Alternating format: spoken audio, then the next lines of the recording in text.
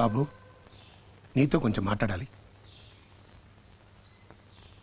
బిడ్డను చంపుకున్న హంతకుడితో మీకు మాటలే ఉంటాయి సార్. అంత మాట అనకు బాబు.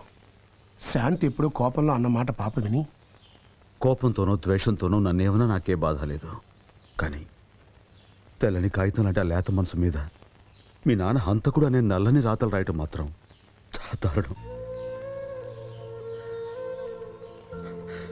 ఆ క్షణి ప్రాణానికి ప్రాణంగా నేను ఎలా అది నాకు తెలీదా బాబు? అలాంటిది నేను తను బాబు, ఆ రోజు రమేష్ చేసిన మోసానికి నేను జైల్లో ఉండిపోయి నా బిడ్డను ఆఖరి చూపులు చూసుకోలేకపోయానని ఎంత కుమిలిపోతున్నానో నేను. నా దురదృష్టం ఇన్నేళ్ల తర్వాత ఐశ్వర్య కనిపించి నా జీవితానికి ఓ అర్థం ఉందని, తిరిగి అంతా కలుస్తామని ఎంతో ఆశ పుట్టించింది. అలాంటిది ఈ ఒక్క మాటతో ఆ ఆశ కూడా పోయింది. నేను ఎవరి కోసం బతకాలి, ఎందుకు బతకాలి? నాకు అంతే రాసి పెట్టుంది.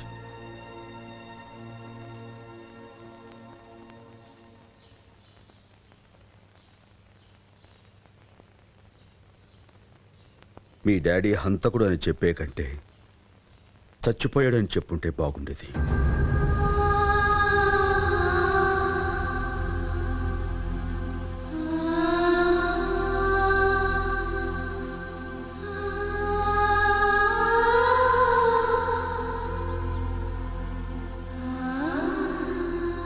అమ్మా శాంతి,